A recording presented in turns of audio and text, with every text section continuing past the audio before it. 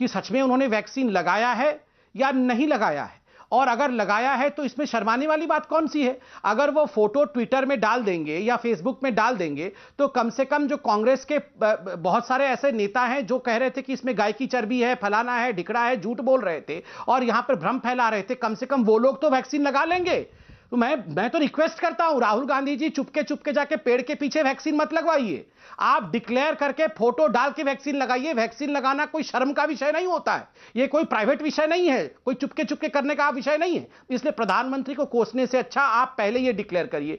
और दूसरी एक बहुत बड़े सवाल के साथ मैं यहां आना चाहता हूं, इसका जवाब मैं चाहता हूं, क्या राहुल गांधी जी के पास जो फोन है, जो भी मोबाइल फोन है, जो भी उनका नंबर होगा, क्या वो फोन नंबर राहुल गांधी जी के नाम पर ही रजिस्टर्ड है, प्रीपेड या पोस्टपेड? ये सवाल क्या वो अपना फोन इस्तेमाल करते हैं या किसी और का फोन? ये सवाल आप डॉक्टर पात्रा क्यों पूछ रहे हैं? कारण है, इसके पीछे एक बहुत बड़ा कारण है।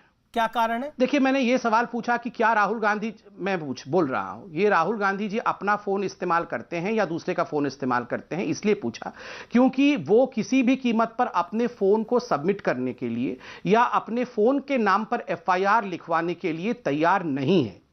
दो कारणों से ऐसा होता है। एक तो आपके फोन में ऐसा कोई कंटेंट है जो आप डरते हो कि लीक हो जाएगा। देखिए, अभी कांग्रेस की प्रवक्ता ने कहा कि उन्हें कोई फर्क नहीं पड़ता कि आप क्या करते हैं, चीन के साथ आप गलवैये करते हैं, चीन के साथ झूला झूलते हैं, हमें उनको कोई फर्क नहीं पड़ता, मगर हमें तो फर्क पड़ता है कि 2008 में जो एमओयू हुआ था, क्या मैसेजेस आते हैं, क्या आदान प्रदान हुआ था, क्या कंटेंट है उनके फोन में जो वो सबमिट नहीं कर रहे। दूसरा, अगर आपके नाम पे या मेरे नाम पे फोन नहीं है तो स्वाभाविक रूप से हम अपने फोन का एफआईआर नहीं करा सकते हैं, क्योंकि तब यह तथ्य प्रकट हो जाएगा कि इनके नाम पर ही फोन नहीं है। तो दोनों में ऐसा क्या कारण है जो राहुल गांधी अपने फोन के नाम पर राहुल जी का फोन भी ले लेना चाहते हैं, फॉरेंसिक जांच के लिए सबमिट कर रहे हैं? राहुल जी का फोन भी ले लेना चाहते हैं?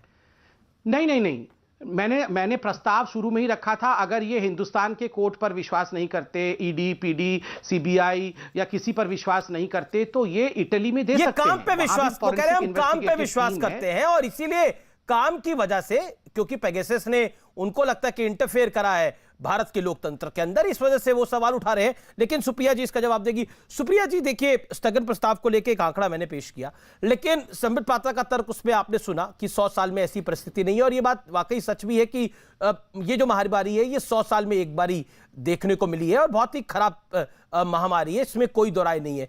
क्या आपको लगता नहीं है कि पहले कोरोना पे चर्चा हो जाएगी, फिर पेगासस पे चर्चा हो जाएगी? सॉल्यूशन क्या है इसका एंड में? क्योंकि अगर जिद पे आप भी अड़े रहेंगे, जिद पे सरकार भी अड़ी रहेगी, तो जनता जनार्दन का नुकसान होगा ना, मेरे व्यूअर्स का नुकसान होगा। मैं उनके लिए सवाल पूछ रहा हूं।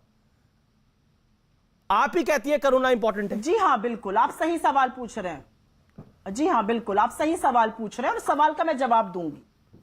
76 ऑर्डिनेंस अभी तक सरकार ले आई है, इनफैक्ट 76 नहीं 80 हो गए। 80 ऑर्डिनेंस अभी तक सरकार ले आई है, जो कि हमारे 10 साल के ऑर्डिनेंस से ज्यादा है। तो सरकार सदन कितना चलने देना चाहती है, सदन की कितनी गरिमा बनाती है, किस तरह से बहस कराती है, ये सबको पता है। किसान के कानून भी जो तीनों काले कानून लाई सरकार, वो ऑर्डिनेंस के माध्यम से लाई। तो सदन की गरिमा का पाठ मुझे बिल्कुल यहां पे ना पढ़ाया जाए। आप सदन की कितनी महत्वता और कितनी गरिमा समझते हैं, ऑर्डिनेंस भी लोकतांत्रिक हिस्सा ही है। आप सदन को दो टूक नहीं देते हैं। No, I'm sorry, it is not. It is लोकतंत्र का हिस्सा ही है ऑर्डिनेंस। Read how ordinance. याद होगा एक राहुल गांधी जी ने भी ऑर्डिनेंस फाड़ दिया था जो मनमोहन सिंह की सरकार लेके आई थी। अब वो किसकी गरिमा थी बताइए ना। जी, मेरी बात सुनिए। नहीं, मैं सवाल मेरा ये है, आपने ऑर्डिनेंस का जिक्र किया, मैं आपसे सवाल पूछ रहा हूं। राहुल जी ने भी एक ऑर्डिनेंस फाड़ दिया था जो प्रधानमंत्री, जो कैबिनेट ने पास किया था। राहुल गांधी सांसद थे, उन्होंने एक ऑर्डिनेंस फाड़ दिया था publicly press club of India के अंदर। बोल चुके आप? क्या वो सदन की गरिमा थी? क्या वो प्रधानमंत्री पद की गरिमा थी? क्या वो कैबिनेट मंत्रियों की गरिमा थी? सवाल पूछता हूं मैं आपसे मैडम। और सवाल पूछना तो नहीं, सवाल यही है मेरा, जवाब दीजिए ना आप, क्योंकि आपने लोकतंत्र सदन की गरिमा की बात करी, इसलिए सवाल है मेरा। मैं ये दिखाना चाह रही थी आपको कि जब आप ऑर्डिनेंस के माध्यम से लाते हैं तो आपको सदन की गरिमा की इतनी बार आहत करते हैं। आप सदन की गरिमा को, सदन में किसान के बिल कैसे पास हुए ये सारे देश ने देखा था। 8 महीने से वो किसान सड़क पे बैठा है, सारा देश देख रहा है। आज कोरोना की बात करना चाहते हैं। 15 दिन पहले तक कोरोना की बात पूछो तो बगले झांकते थे। 80 लाख वैक्सीनेशन रोज के लगने लग 40 लाख रहे, तब यहां पर गंदी गंदी बातें करते थे हमसे, हमें देशद्रोही कहते थे ये पूछने पर। आज आप कोरोना की बात करना चाहते हैं, जहां से पकड़ लो टेटुआ उधर दूसरी तरफ भागने लगते हैं। ये कौन सा प्रजातंत्र है भैया? कौन सा तो बिल्कुल आपके पास तो गोल्डन चांस है आपको आपने जो शब्द का इस्तेमाल किया टेटुआ, आपके पास एक गोल्डन चांस है कि आप पकड़िए सरकार को और रगड़ दीजिए इनको। कोरोना के ऊपर आप सवाल पूछते थे, सरकार कह रही है हाँ हम चर्चा को तैयार है। सदन तो जब कोरोना की सेकंड वेव आई उसके बाद अभी मिला है ना, मॉनसून सेशन हुआ है। आप तो सुप्रिया जी जानती है मॉनसून सेशन तो अब हुआ है, तो सरकार से पूछिए सवाल। लेकिन ऑर्डिनेंस के विषय में, ऑर्डिनेंस अलोकतांत्रिक है। मुझे लगता है कि ऑर्डिनेंस पर आपकी आपत्ति हो सकती है, सदन में चर्चा नहीं हुई, ऑर्डिनेंस के माध्यम से आ गया, वो आपत्ति हो सकती है। ऑर्डिनेंस अलोकतांत्रिक हो गया है, वो सरकार वो लोकतंत्र ही, भारतीय संविधान ही ऑर्डिनेंस को लाने का अधिकार देता है। और इस देश के अंदर ऑर्डिनेंस के साथ सबसे ज्यादा अलोकतांत्रिक काम कब हुआ है ये मुझे किसी को बताने की जरूरत नहीं है, जब ऑर्डिनेंस को फाड़ दिया गया था। और उस पर आपका कोई जवाब नहीं है। क्या उस समय राहुल जी ने उस समय ऑर्डिनेंस का सम्मान किया था या लोकतंत्र का सम्मान हुआ था? बताइए मैडम, क्योंकि अब ऑर्डिनेंस के विषय में आपने इतना कुछ बोला। अमीश जी, पार्लियामेंट 30 सेकंड में आप तो ऐसे उत्तेजित हो रहे हैं जैसे मैं तो उत्तेजित नहीं, मैं तो आराम से पूछ रहा हूं मैडम, आपसे सवाल पूछ रहा हूं क्योंकि आपने ऑर्डिनेंस में इतने सारे सवाल खड़ा करे।